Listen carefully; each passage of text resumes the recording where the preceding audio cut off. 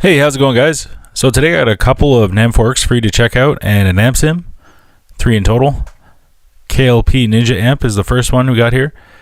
This one I found on a Facebook group and it's advertised as a general amp sim. It has all kinds of different amps built in and you can select the channel here. Unfortunately, these don't sound very good, frankly, but the saving grace about this app is that it does load NAMM captures, so that's pretty sweet. And the pedal section is really good. All kinds of nice features built in. The green screen works really well, I find. The post effects section is really good too. Has chorus, flanger, phaser, all kinds of nice effects. These sound good too. They're not cheap sounding. The only thing I didn't like about this is that the cab section you cannot bypass, and you can only load one IR, so you're kind of forced to either use theirs or just one single IR, and you have to pan it over here. But other than that, it works pretty good, and these features might be right for you. It has oversample up to 8x. You can do dual amp mode, which is pretty sweet. And yeah, this is a pretty decent. I also like the EQ section here. It also has boosts as well. This sounds pretty cool.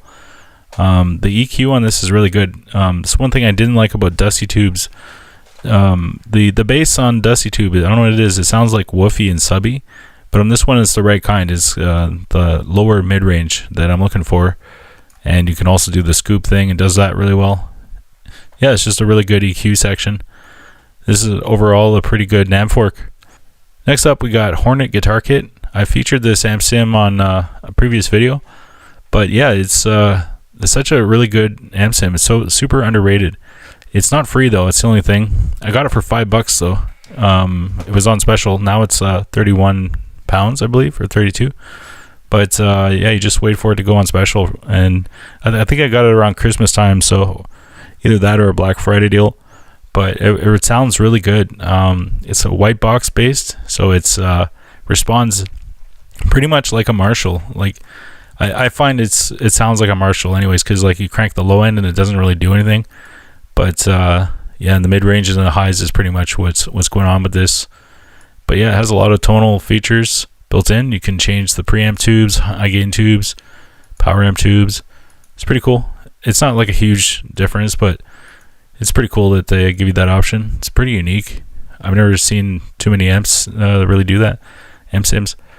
But yeah, here's how it sounds. I just want to give you a quick sample. This is just without any boost, and I'll put the boost on after. But yeah, it's just like a really nice sounding amp sim. It just has that realistic feel in your hands. So you just got to try it for yourself. You'll know what I mean.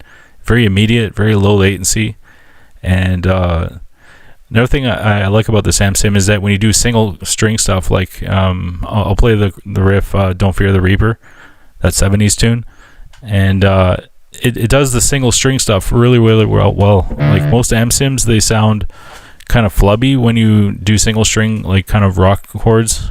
Yeah, the low end just gets completely buried. I don't know why that is. There's something about amp sims, especially captures.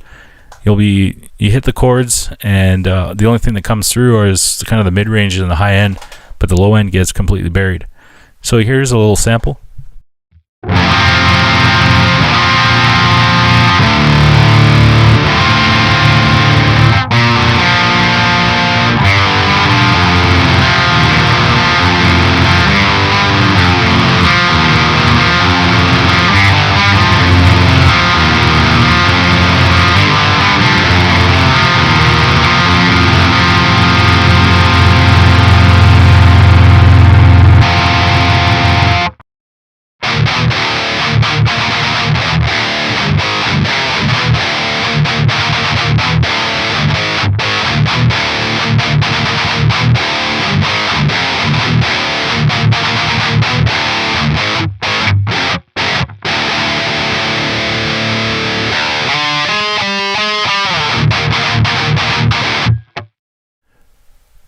All right, next up we have NAMM on steroids, obviously a fork, and the name is awesome.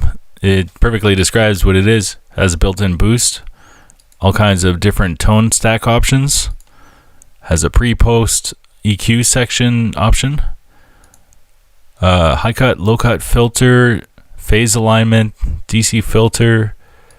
A lot of cool features built in. It has a tuner as well. And this is a really nice section as well, over sample mode, if you're having aliasing effects problems or issues. So yeah, you can set the offline rendering to 32x, which is pretty nice.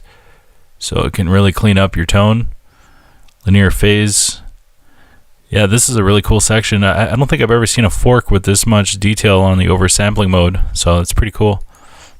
Yeah, this is a pretty nice fork, and the only thing I'd like to see maybe is just like a dual slot IR, and yeah, that's basically it. But I'm fine just using that IR afterwards. But I mean, if you're gonna call it NAMM on steroids, it'd be cool to have a dual IR section. But other than that, this is a pretty sweet NAMM fork. So yeah, hope you guys have fun. I'll put all the links in the description. Cheers.